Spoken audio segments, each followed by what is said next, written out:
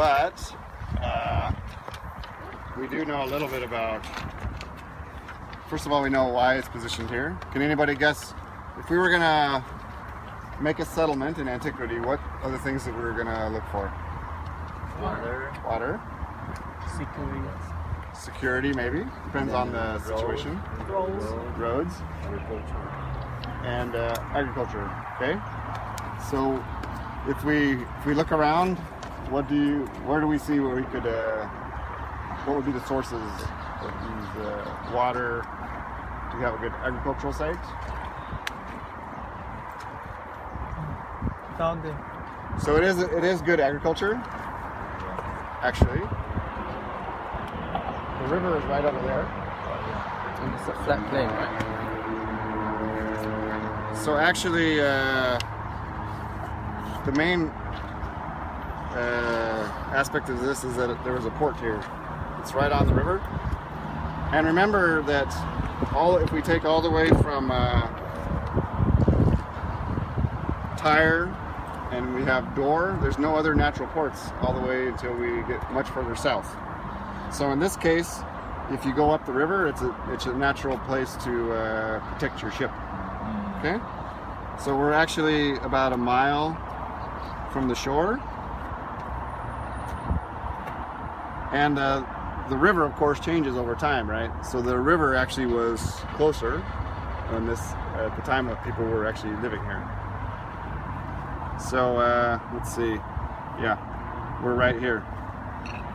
Mm-hmm. Where did you say? We're right here. Command of the road. Huh? You've got a great command of the road here. Yeah, we got a great command of the modern road.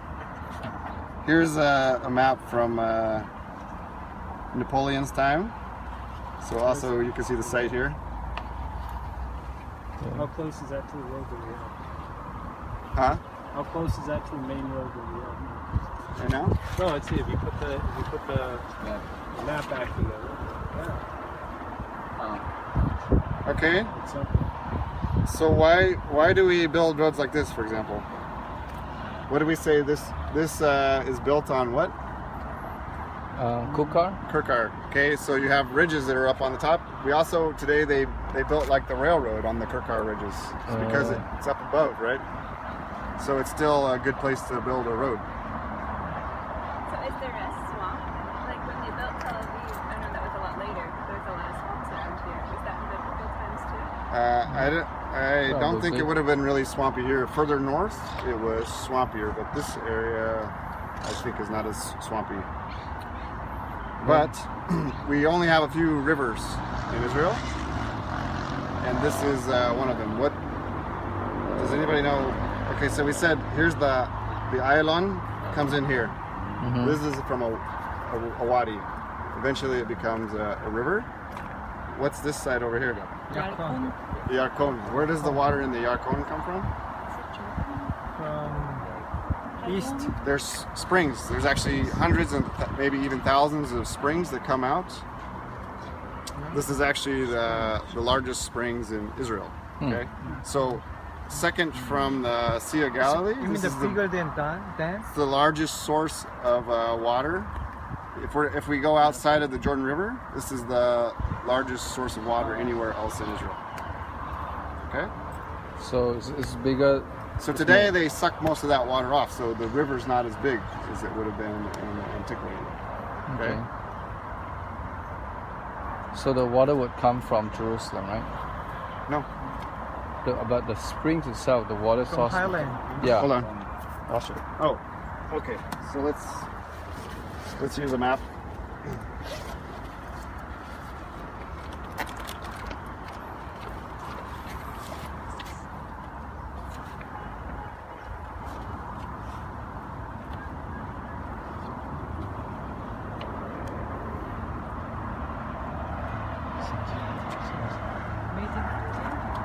Is it? He's checking. He likes to check it. Yeah, it's checking everything. Made in China or made in India?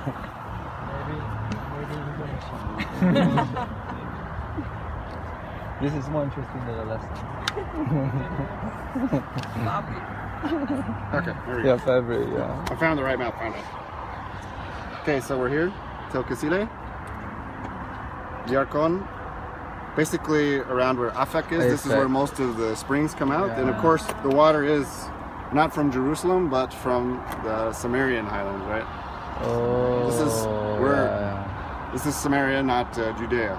Now. Right. So that north. Yeah. Okay. So the other thing is this is a Samaria, this place. natural Affect. Yeah. borderline here too. This river, because it was bigger than today, there was a lot more water. It means that if you were traveling north, when you got to this river, there wasn't always an easy way to get across it. So actually, usually you came up around Afek and then you came down the coast here. And this is known for being more swampy, this area north of the Yarkon River, than necessarily south. Okay. Right. So it's a natural pinch point. You have different roads that came through here. You could come different ways in the southern coastal plain.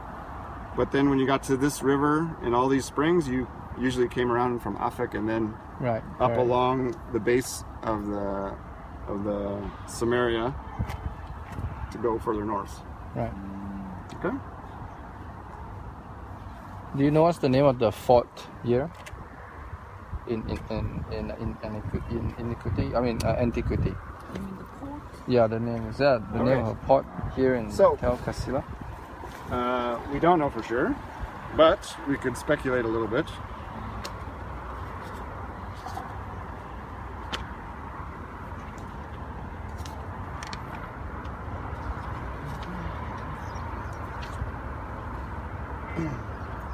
Okay.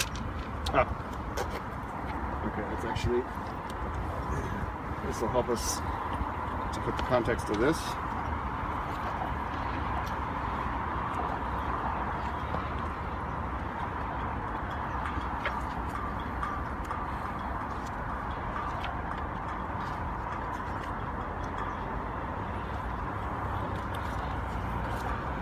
Okay, so more or less this is the tribal area of Dan.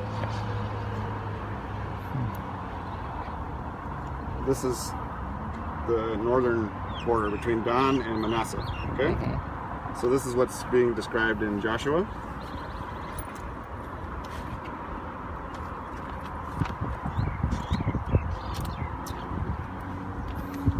Okay, and we're only gonna talk about verse 46, just mentioning the different places along the border. One of the places is Meyakon, Yakon, and Rakon. And this is territory that's somehow related to Jaffa, but we don't know specifically. We don't even know for sure that it means that. It could be, the border even could be a little bit further south, but this would be a natural point for the border to be. So, if this was the